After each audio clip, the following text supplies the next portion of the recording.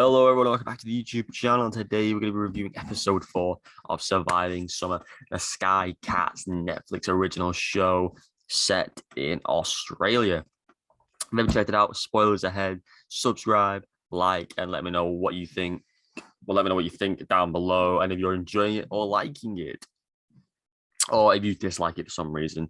Be sure to let me know. And of course, episode 5 and episode 6 will drop tomorrow with 6 episodes as a collective left. So stay tuned for them.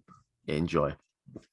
So this episode was really good because it got us back into the competition side of things. It tied up a lot of loose ends and allowed us to go forward with certain storylines.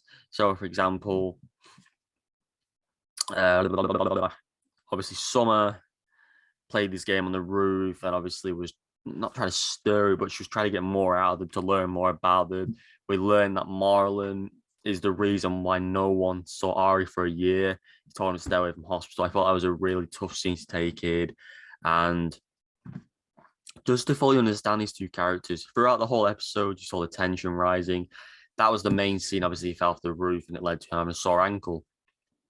But by the end of the episode, you get to see these two people become friends again, to understand each other. Marlon took ownership of his downfalls, of his failures, telling the friends to stay away because of his guilt, because of his failures on the day he jumped off the rock. I think him and Ari are very good characters. Marlon is still a bit of an arsehole for the fact of what he did, but he took ownership. I love this relationship with his mother in this episode. I thought she was really cool. You also got to see a bit of tension between Summer and Bodhi, but I like how, again, Bodhi took ownership of the fact that she knew she wasn't going to succeed in the race anyway and coming in the top 3. But again, Summer's becoming such a very well-established character in the realms of friendships, development into her character within Australia. And characters like Manu, they're always just good to be there. And, the dad, who actually didn't feature in this episode, but, they're just there in the background. Poppy, is one of the best surfers in the whole series. And she's actually such a good character. I'm enjoying following her story. And what I can't wait to see is, because we know Summer is such a talented surfer in her blood, her bloodline, her mother was a world champion. I'm intrigued to see if she'll become a world champion by the end of this season, or if we get a season 2 and it becomes the end of season 2 or something like that. That's something I'm definitely up for. And learning all this stuff was really cool. She's managed to surf a wave at the end, so she's getting better on that surfboard. It is becoming a little bit more natural to her. But obviously, she's still got rivals out there. She's still causing tensions here and there. And she's still a very free spirit. But ultimately, I think Sky Cass is pulling off Summer's character very, very well. The flow of the story is very good. The messages, the friendships, the family-oriented scenes, it's just brilliant. I hope they still keep the whole skateboarding stuff in it, because that's what makes Summer Summer. And, if you have the surfing, the skateboarding, her teaching them skateboarding and them teaching Summer surfing, I think it'd be such a good parallel of bringing two things that should never mix together, one from NYC and one from Australia. It'd be so cool. And I think to reinvent what people do, not just surf, maybe there will be skating competitions down the line.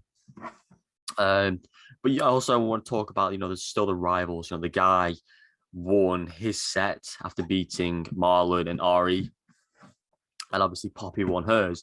So it's really cool to see that two different groups are winning, and I'm intrigued by the fact that why Bodhi and Poppy don't do theirs together, whereas Summer and Bodhi did theirs together. So I don't know why they can't do partnered ones, unless she purposely does two races and Poppy does 2v1 or 1v1 or all fatal four way, so what it is, if you're in mindset of WWE and wrestling, that sort of stuff. But yeah, overall, I have absolutely no issues with this show.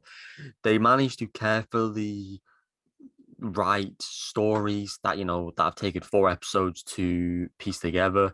We still don't ultimately know what his accident was.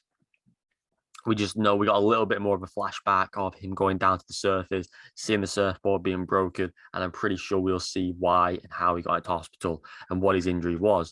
So the build-up's been brilliant, the stories, the characters, everything. I'm in love with it. I always say this has that Life is Strange vibes of the music, the themes, and everything else that goes with it. Surviving Summer is a fantastic, well-written show with a brilliant cast, and I can't wait to watch the last 6 episodes. Stay tuned for more reviews coming your way. And of course, hit that subscribe button, leave a like, and see you next one. Goodbye.